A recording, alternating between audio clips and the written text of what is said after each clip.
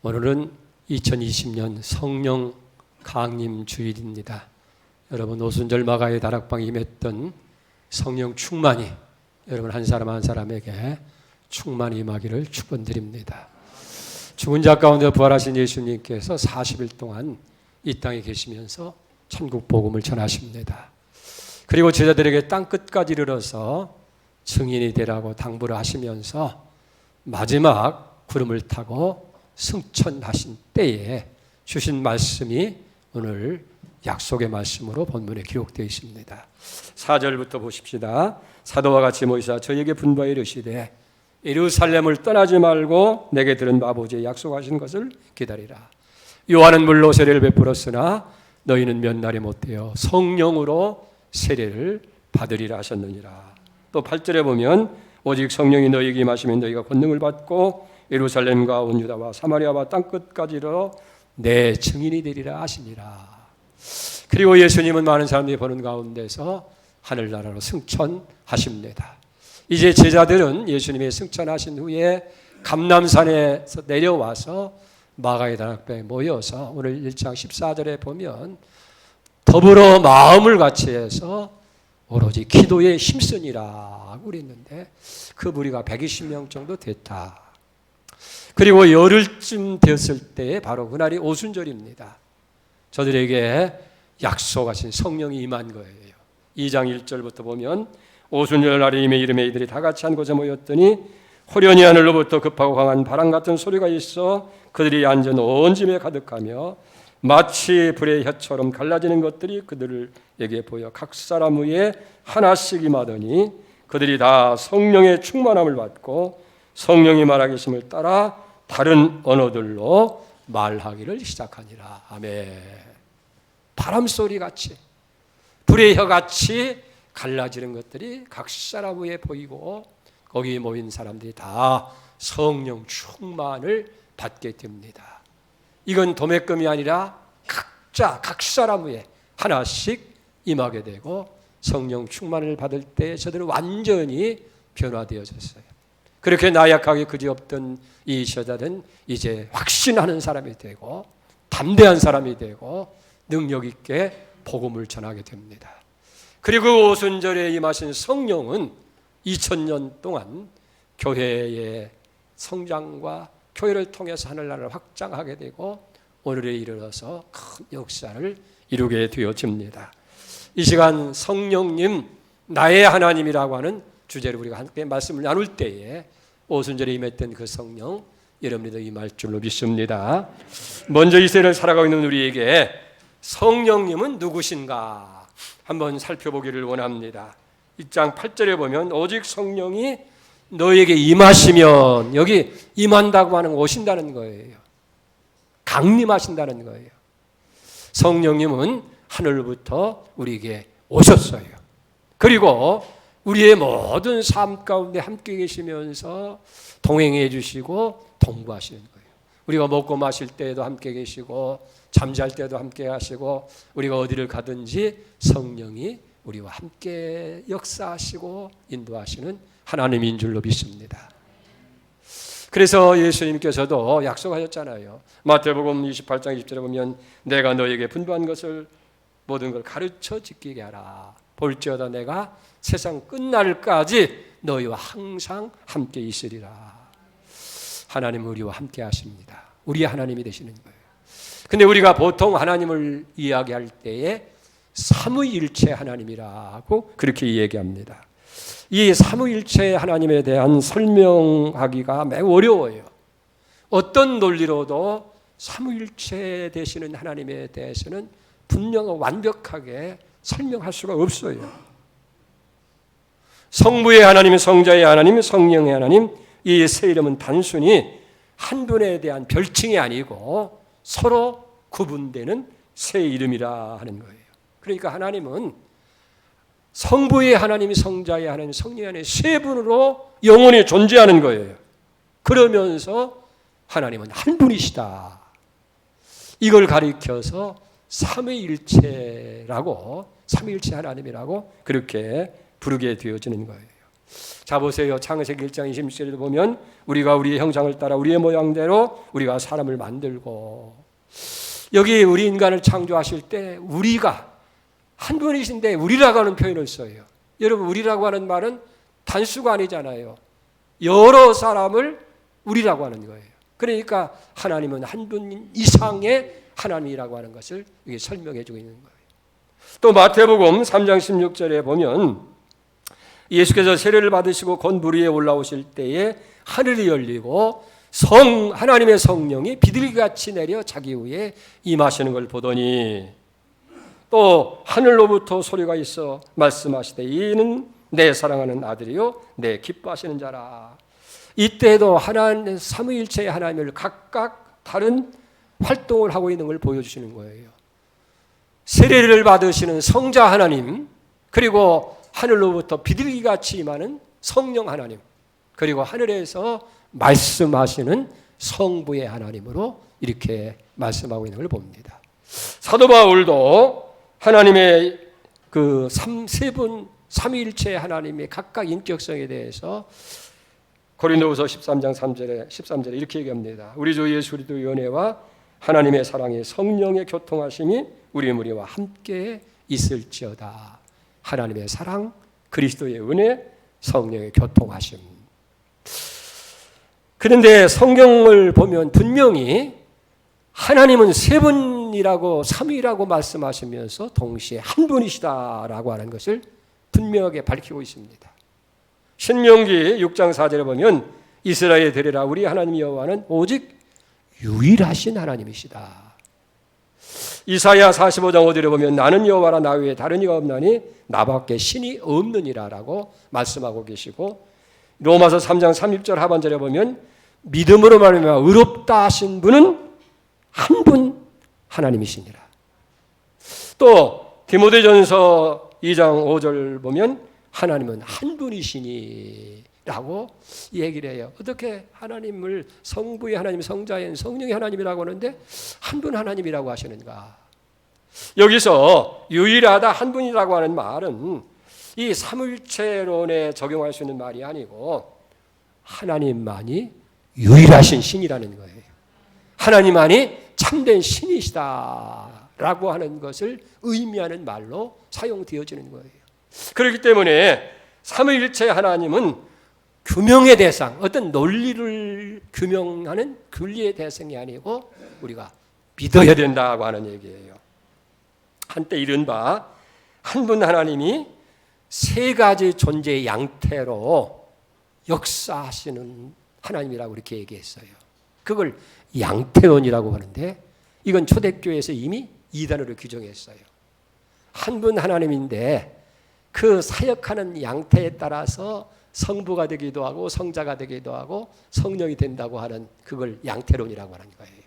쉽게 얘기하면 내가 교회에서는 목사고 가정에서는 남편이고 자녀들에게 있어서는 아버지가 되어주고 나는 하나지만은 세 가지 역사에서 그렇게 달라진다. 그걸 양태론인데 잘못됐다는 거예요. 또 하나는 삼신론이라고 있어요. 오직 하나님은 세 분이라고 하는 것만 주장하는 것. 그걸 하나님이 세 분 신이다라고 삼신론이라고 하는데 이것도 잘못된 거예요. 세 분이시면서 오직 한 분이시다. 하나시더라고요. 이게 중요한 것은 우리가 그렇기 때문에 이걸 규명하려고 하지 말고 하나님 성부, 성자 하나님은 각자 존재하시면서 한 하나님이시다라고 하는 걸 우리가 믿고 그 하나님이 우리와 함께 계시다. 우리의 하나님이라고 하는 걸 믿어야 되는 거예요. 두 번째, 그러면 이 삼위가 되시는 성령 하나님께서 우리 가운데 오셔서 하시는 일이 뭐냐? 성령이 궁극적인 목적, 물론 성령이 우리를 위해서 여러 가지 일을 하시지만은 궁극적인 목적은 하나예요. 우리의 완전한 구원을 도우시기 위해서 역사하신다는 거예요. 여러분, 우리가 보통 그냥 예수 믿으면 구원받고 천국 간다고 생각하는데 아니에요. 우리가 완전한 구원을 통해 하늘나라 가기 위해서는 적어도 구원에 10단계가 있는데 그 단계 하나하나를 성령께서 하시는 거예요. 여러분, 내가 구원받아 천국 가려면 요 10개 단계를 다 거쳐야 돼요. 첫째는 하나님께서 우리를 택하시는 거예요. 그걸 하나님이 정하신다.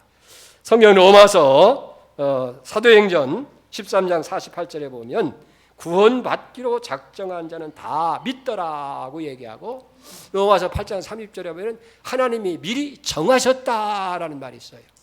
그러니까 어떤 사람이 구원받느냐 하면 하나님께서 구원하기로 작정한 사람들만 믿고 구원받는 거예요.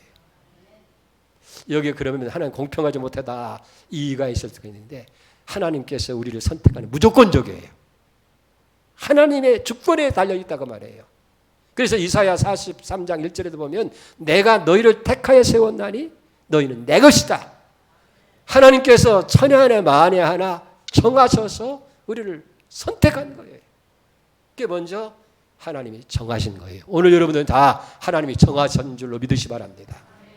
그 다음에 두 번째는 거듭나게 하시는 거예요. 이걸 중생이라고 하는데, 요한복음 3장 11절에 보면 예수께서 이르시되 진실로 진실로 너희에게 이르노니 사람이 물과 성령으로 거듭나지 아니하면 하나님 나라 들어갈 수가 없다. 구원을 받을 수가 없다는 거예요.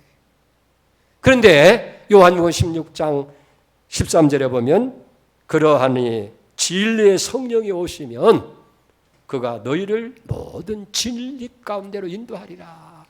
그래서 우리가 베드로전서 1장 13절에 너희가 거듭난 것이 썩어질 씨로 된 것이 아니라 살아있고 항상 있는 하나님의 말씀, 이 진리예요. 이 성령이 우리를 진리 가운데 있어서 그 말씀을 통해서 거듭나게 하시는 역사라는 거예요. 우리가 다 어떻게 구원받았어요? 성령께서 거듭나게 하시는 진리의 말씀을 여러분들이 통해서 구원받도록 성령이 역사하신 거예요. 그 다음에 세 번째, 불러주시는 거예요. 로마서 8장 30절에 보면 미리 정하신 그들을 또한 부르시고 그랬어요.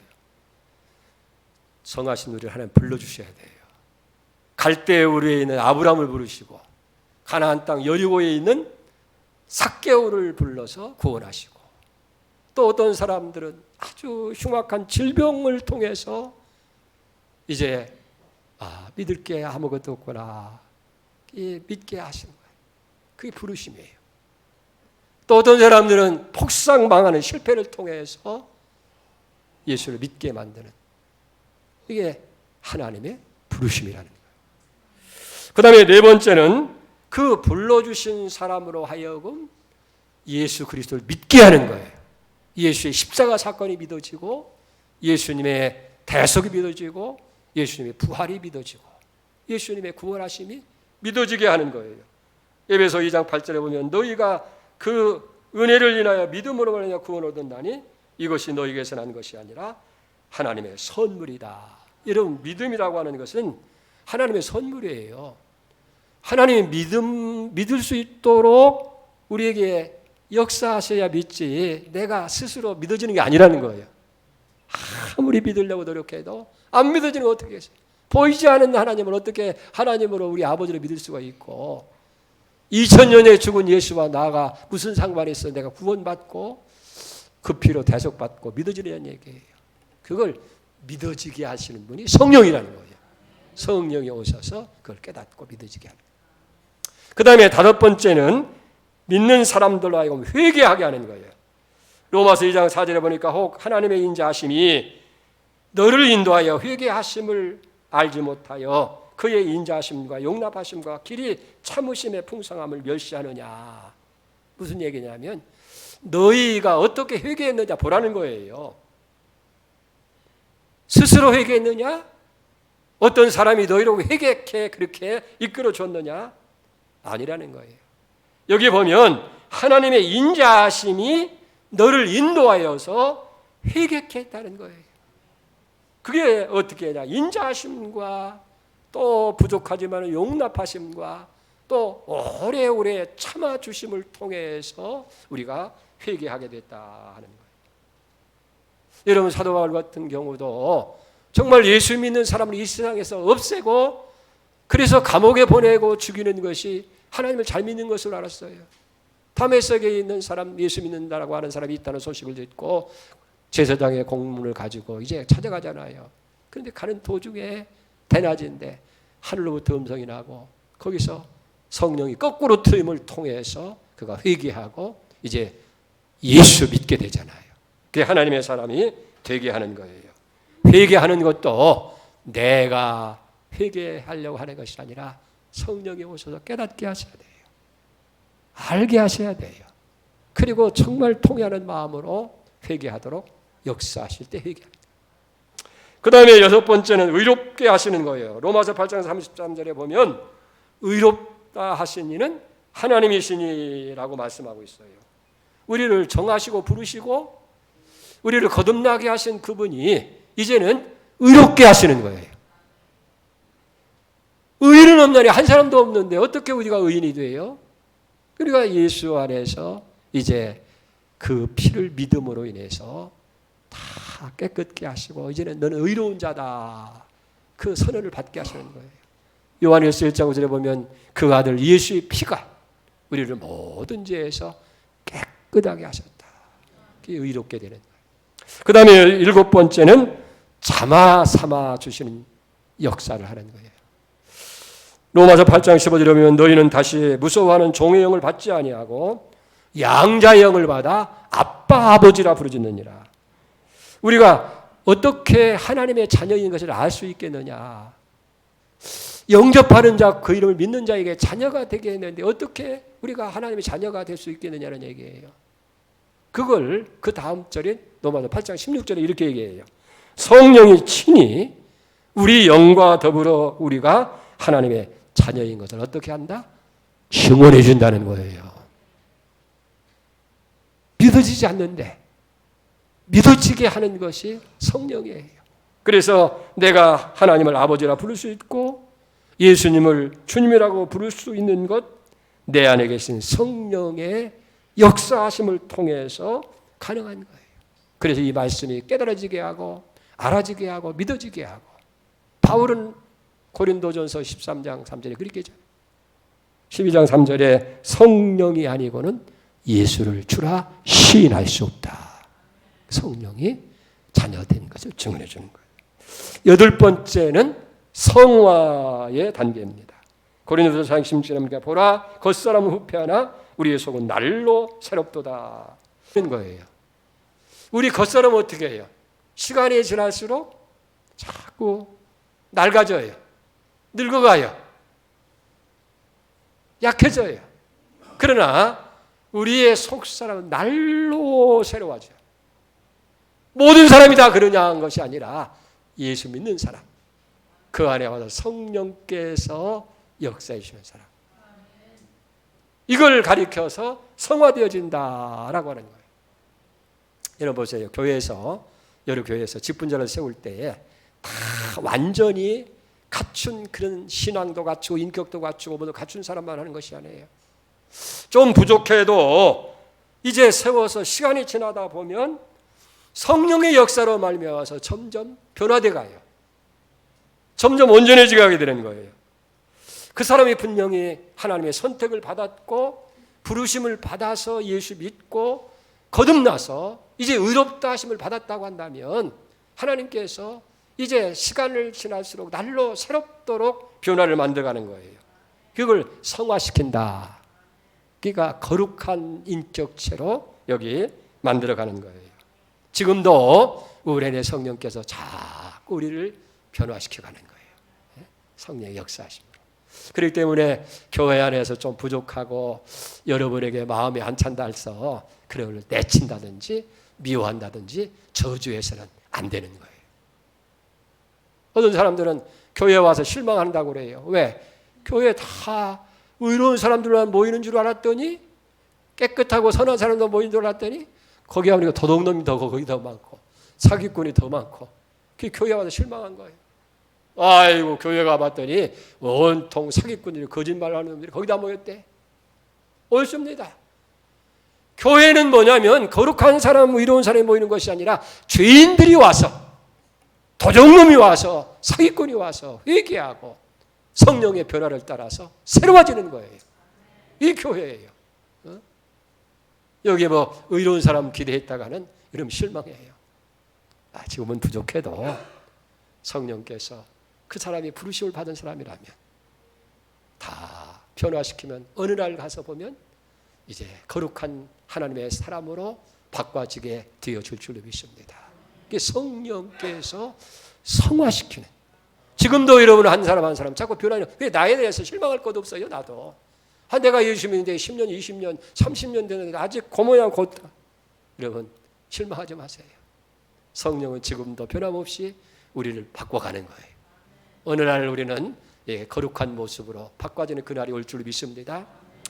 그 다음에 9번째는 하나님께서 끝까지 참아주시는 거예요. 로마서 2장 4절에 보니까 홍대가 하나님의 인자하심이 너를 인도하여 회개케 하심을 알지 못하느냐. 그 인자하심과 용납하심과 같이 길이 참으시는 풍성함을 멸시하느냐. 하나님이 한 번 불러주시고 여기 택한 사람은 우리가 자녀가 됐으면 하나님 끝까지 우리를 버리지 아니하시고 혹 잘못된 길로 간다 할지라도 하나님 참아주시는 거예요. 마치 누가복음 15장에 보면 탕자 이야기 나오잖아요. 이게 하나님의 마음이라는 거예요. 아버지 것을 다 방탕하고 빈털터리가 되고 거짓골이 됐지만은 아버지의 사랑은 변함없이 그를 참아주시고 기대하시는 거예요. 그가 돌아왔을 때 영접하시고 잃었다가 다시 찾고 죽었다가 다시 산 자라고 그렇게 얘기하잖아요. 이게 하나님이 길이 참아주심이에요. 그래서 우리가 한 사람이 지금은 잘못되는 갈로 할지라도 하나님은 끝까지 인내하심을 통해서 우리로 하여금 구원의 자리에 언제 이르도록 역사하시는 거예요. 그 다음에 10번째예요. 영화롭게 해주시는 거예요. 로마서 8장 10절에 미리 정하신 그들을 부르신 그들을 의롭다 하시고 의롭다 하신 그들을 또한 영화롭게 하셨다. 그러니까 하나님이 이게 순서가 있잖아요. 먼저 뭐예요? 선택 정하시고 그 다음에 그 사람을 부르셔서 거듭나게 하셔서 의롭게 하시고 의롭다 하시는 자녀 삼아주시고 그를 성화시키고 끝까지 인내해서 마지막까지 결과는 뭐냐면 영화롭게 한다. 이게 구원의 완성입니다. 여러분 성령께서 왜 그토록 오랜 시간을 인내하시면서 우리에 함께 머뭅니까? 우리가 궁극적으로 영화로운 모습이 돼서 하늘나라 갈 때는 다 영화로운 모습으로 가는 거예요. 죄인이 천국 못 갑니다. 그러니까 마지막에는 우리를 영화롭게 하셔서 다 천국 가게 하시고 만약에 살아서 예수님께서 재림하실 때는 우리가 다 호련히 변화돼서 영화로운 모습으로 다 변화되는 거예요. 공중에 올라가서 하늘에서 예수님을 만난다는 거예요. 우리가 뭐 점핑을 합니까? 무슨 뭐 날개를 달고 날아오러 갑니까? 발에다 로켓을 장치하고 올라갑니까? 아니잖아요. 그때는 다 영화로운 시간과 공간을 초월하고 지난 시간에 말했잖아요. 시간과 공간을 초월해서 우리가 다 영화로운 모습이 되어져서 공중에서 만나게 되는 거예요. 이렇게 성령께서는 우리 한 사람 한 사람들을 완전한 구원에 이르도록 우리에게 오시는 거예요. 그래서 역사하시는 거예요. 처음에는 정하시고 정한 그들을 부르시고 거듭나게 하시고 그 회개하고 믿어지게 하고 그 다음에 의롭게 하시고 그 다음에 그들로 하여금 이제는 다 어떻게 해요? 의를 성화시켜서 끝까지 참으시는 중에 다 영화롭게 좀 더디고 그러게 들어가더라도 하나님 끝까지 참으시는 거예요. 하나님이 있네. 여러분들에도 배우시기 바랍니다. 그래서 우리가 다 구원받아서 이제 우리 모두가 죄악 세상 이김으로 거룩한 길 가는 우리 마음을 성전 삼으시면서 성령께서 날마다 우리를 영화로운 것을 목적으로 해서 변화시키는 거예요. 자, 우리가 세 번째 우리가 생각할 것은 성령에 대해서 조심할 것이 있다는 거예요. 우리가 성령이 우리와 함께 있으니까 그저 다 맡겨놓고 걱정 없이 살자 그게 아니라 조심할 것은 첫째는 성령님을 근심시키지 말라는 거예요. 에베소 4장 30절에 하나님의 성령을 근심하게 하지 말라. 그 안에서 너희가 구원의 날까지 인치심을 받았느니라.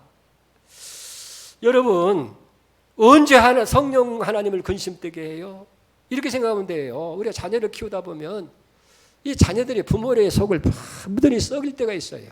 언제? 잘못된 길로 갈 때예요. 못된 것을 행할 때예요. 자녀의 자리를 떠나게 될 때에 부모의 마음이 얼마나 상해요. 이 성령님도 마찬가지예요. 우리가 하나님의 자녀로 거룩한 삶을 살아야 될 텐데 죄 짓습니다. 거거리는 길로 가게 되어집니다. 그러다 보니까 성령께서 근심을 하는 거예요. 어찌해서 저 영혼이 저렇게 갈까? 잘못될까? 사랑하는 여러분, 우리가 잘못된 길로 가서 성령을 근심하게 만들면 안 돼요. 그래서 바울은 로마서 12장 2절에 했잖아요. 너희는 이 세대를 본받지 말고 오직 마음으로 변화를 받아서 정말 하나님께서 선히 여기고 온전히 여기고 기뻐하시게 여기는 것이 무엇인지 분별해서 살아가라. 하나님, 어떻게 살아야 선하게 살까요? 어떻게 살아야 온전하게 살까요? 어떻게 살아야 하나님 기쁘게 살까요? 그런 마음으로 늘 성령과 교통, 그게 기도예요. 그게 성령과 동행하는 거예요. 그게 성령 기뻐하시는 거예요. 두 번째는 성령의 감동을 소멸하지 말라는 거예요. 성령은요, 그냥 역사하시는 것이 아니라 우리를 감동해요. 그래서 야, 이건 이렇게 해라. 이건 저렇게 해라. 우리에게 때로는 깨닫게 하시고 또 보여주시고 그렇게 해서 우리로 하여금 또 이끌어 가시는 거예요. 이게 성령의 감동이에요. 여러분 가만히 우리가 의지하다 보면요, 성령 인도하는 걸 느낄 수 있을 거예요. 근데 그런 성령의 감동이 왔는데도 그걸 내 스스로 포기할 때 있어요. 이게 감동을 소멸하는 것인데, 어떤 목사님이 그런 간증을 했어요. 자기 교인이 하나가 있는데 아주 어떤 목적을 놓고 하나님 앞에 간절히 기도했대요. 그런데 기도 응답 주시잖아요. 이루어진 거예요. 너무나 기뻐가지고. 그러면서 이제 이분이 하나님 그렇게 너무 감사한데 하나님께 무엇으로 감사할까요? 그렇게 기도하고 있는데 그 다음날 주일 교회 갔더니 목사님이 광고를 하네요. 광고 시간에. 날씨가 더워졌는데 교회에 선풍기를 에어컨을 하나 넣어야 되는데 한 300만 원쯤 된다고 합니다. 그래요. 그때 이 성도님 마음속에 감동이 왔대요. 내가 300만 원 헌금하면 되겠다. 그리고 나서 이제 그 다음 주 이제 주일 되기 전에 은행에 가서 돈을 찾으려고 했는데 마음이 생각이 바뀌더라는 거예요. 아이고, 내가 300만 원 이게 너무 크다. 한 100만 원만 하면 되겠다. 교회 장로님들도 계시고 다른 분들도 계시는데 뭐 십시일반하면 되지. 300만 원이면 돼. 한 달 봉급인데. 그래서 100만 원만 찾아가지고 주일날 헌금을 했대요. 근데 무슨 일이 벌어졌냐면 월요일 날 시동생의 전화가 갑자기 급한 목소리가 왔어요. 형수 빨리 200만 원 돈 찾아가지고 경찰서로 하라는 거예요. 왜 그래? 내가 교통사고를 해가지고 합의금 200만 원인데 그거 안 주면 나 천장 생활해야 돼요. 그게 어떻게 해요? 200만 원 찾아가지고 가서 합의를 보고 시동생을 빼왔대요. 이분이 와가지고 목사님한테 이실직고하는 거예요. 목사님, 내가 멍청하고 어리석지. 아니 300만 원 감동이 왔을 때 그냥 다 했더라면 시동생 사고도 안 나고 하나님께 감사하시면 얼마나 좋을 뻔했어요. 근데 깎을 것이 따로 있지. 하나님 것을 깎다가 결국은 손해보고 말았습니다. 그렇게 고백하더라고요. 하나의 일례가 되겠지만은 성령께서 우리에게 때로는 아주 강력하게도 하고 어떤 때는 이게 긴가민가 하면서도 감동을 주실 때가 있어요. 우리가 그 감동하시는 것을 소멸치 않아요. 근데 순종하면요, 점점 순종의 폭이 넓어지고 쉬워져요. 그걸 성령 충만이라는 거예요. 아멘. 이게 성령은 이미 오셨는데 충만한 삶을 사는 것은 늘 감동을 따라 살아가는 거예요. 그 다음에 세 번째는 뭐냐면 성령의 선을 더럽히지 말라는 거예요. 고린도서 3장 16절 10절에 보니까 너희는 너희가 하나님의 성전인 것과 하나님의 성령이 너희 안에 거하시는 것을 알지 못하느뇨? 누구든지 하나님의 성전을 더럽히면 하나님이 그 사람을 멸하시리라. 하나님의 성전을 거룩하니 너희도 거룩하라. 여러분, 우리의 육체가 얼마나 소중하냐는 거예요. 하나님이 거하시는 성전이라는 거예요. 그러니까 더럽히지 말라는 거예요. 더럽히면 어떻게 한다고 했어요? 하나님이 그 사람을 멸한다는 거예요. 멸한다는 말은 망하게 한다는 얘기죠. 보세요. 거룩한 성전에 썩은 물로 자꾸 퍼부어요. 그게 뭐래요? 술 먹죠. 더럽히면 어떻게 한다고요? 멸한다. 어떻게 멸해요? 간경화가 오고 간암이 오고. 금방 하는 거지. 또 쓸데없는 연기로 자꾸 끄실리는 거예요. 담배. 그럼 뭐가 나빠져요? 폐가 나빠지고 담배를 많이 피운 사람들은 폐암이 와. 그리고 우리가 이 몸을 하나님이 기뻐하시는 대로 사용하지 아니하면 죄를 짓는 것을 얘기하는 거예요.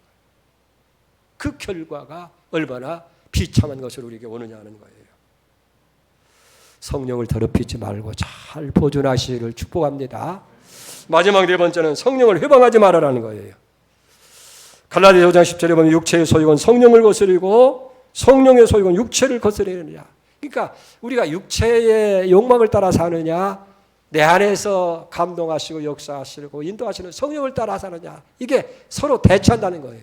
그러니까 육체의 소욕은 성령을 거스리고 성령의 뜻을 달라고 하면 육체가 자꾸 거스리는 거예요. 근데 중요한 것은 성령을 거역하고는 용서를 받지 못한다는 거예요. 성령을 거스린 죄는 사함이 없다는 거예요. 자, 육체의 소욕을 어떠하냐요? 이 갈라디아 5장 19절 이하에 보니까 음행, 더러운 것, 호색, 우상숭배, 술수, 원수 맺는 것, 시기, 분냄, 당짓는 것, 불리함, 이단, 투기, 술취함, 방탕함. 이게 다 여러분 이게 육체의 소욕이에요. 이건 성령을 거스르는 거예요. 어떤 사람은 사람에 따라서 뭐 그 사람의 특성이 있고 개성이 있다고 얘기를 하잖아요. 천만의 말씀이에요. 다 악한 소욕에 의해서 만들어지는 거예요. 네? 어떤 사람은 성격이 막 예민하고 그 사람은 본래 성격이 그런 거야. 아니에요. 그 배후에 육체의 소욕, 악한 영이 그걸 지배하는 거예요. 네? 그걸 이기는 방법이 무슨 뭐 힐링을 하고 그런 게 해결되는 것이 아니라 성령의 소욕을 따라 살면 돼요. 그러면 우울증도 사라지게 되어지고 그런 성령 그런 악함도 사라지게 되어지고 다 어떻게 되어져요? 성령을 따라 살면요. 성령의 열매를 맺어요. 사랑과 희락과 화평과 오래 참음과 자비, 양성, 온유, 충성, 절제 열매를 맺어서 행복한 사람이 되잖아요. 미움으로 가득했던 사람이 그저 그 사람들 얼굴 보면 알아요. 예? 그 사람의 행동을 보면 알잖아요. 근데 성령을 따라 살면요. 얼굴에 기쁨이 와요. 희락이 와요. 오래 참아요. 자비, 양성, 온유, 절제, 충성하면서 열매는. 할렐루야. 그래서 성령을 근심되게 하지 말고 성령의 감동을 소멸치 말고 성령을 더럽히지 말고 성령을 여러분 거스르지 마시길 축복합니다. 마지막으로 성령님은 능력의 하나님이시다. 오늘 8절에 보니까 오직 성령이 너희에게 임하시면 너희가 권능을 받고 성령이 오시면요 우리가 이제는 새로운 사람이 되는 거예요. 슈퍼맨이 되는 거예요. 하나님의 능력이 우리 가운데 머무는 거예요. 이스라엘 백성 보세요. 아브라함 때부터 수천 년 동안 유다라고 하는 나라를 벗어나지 못했어요. 근데 오순절 성령이 임하게 되니까 저들에게 권능이 임해요. 그러니까 유다를 넘어서 사마리아로 사마리아를 떠나서 여기 어떻게 되어요? 안디옥으로 고린도로 로마로 유럽으로 세계로 뻗어나가는 역사가 이러잖아요. 성령은 능력의 하나님이라는 거예요. 성령이 우리 가운데 오셔서 우리에게 능력을. 그래서 성령이 임하면 너희가 권능을 받고 여기 권능이라고 하는 예수님의 권세라고 말해요. 그래서 예수의 권세가 내 권세, 예수의 능력이 내 능력. 그걸 예수님이 어떻게 설명합니까? 요한복음 14장 12절에 보면 나를 믿는 자는 나의 하는 일도 할 것이고 나보다 더 큰 일도 하리라. 어떻게 우리가 하나님보다 더 큰 일 할 수 있어요? 예수님보다. 근데 성령이 우리에게 능력을 주시면 그 능력을 가지고 우리가 큰 일을 하게 되는 거예요. 베드로 보세요. 어린 기입종에서 벌벌 떨던 사람이었지만은 성령이 그 가운데 오시니까 그가 설교할 때 3,000명, 5,000명이 회개의 역사가 일어나고 가슴을 치며 통임하며 우리가 어찌할꼬 회개하고 제사한 바라봐 성령을 선물로 받게 된다. 그리고 환자에게 손만 거쳐도 병자가 낫고 성전 올라갈 때에 앉은 병이를 나사렛 예수 이름으로 명하러 일어나 걸어오니까 걷게 되는 역사가 일어나고. 사랑하는 여러분, 성령님은 권능의 하나님이고 성령이 우리 가운데 역사할 때 내게 능력 주시는 자 우리가 큰일을 할 수 있게 되는 거예요.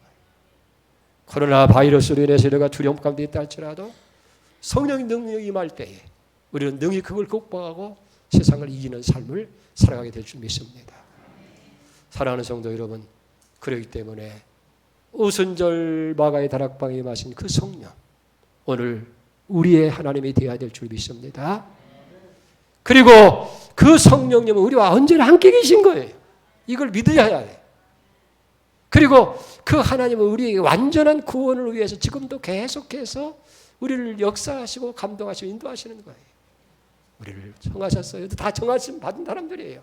아멘. 그 다음에 여러분들 불러주신 것이에요. 여러분을 거듭나게 하셨어요. 의롭다 하게 하셨어요. 자녀 삼아 주셨어요. 이제는 우리가 어떻게 돼요?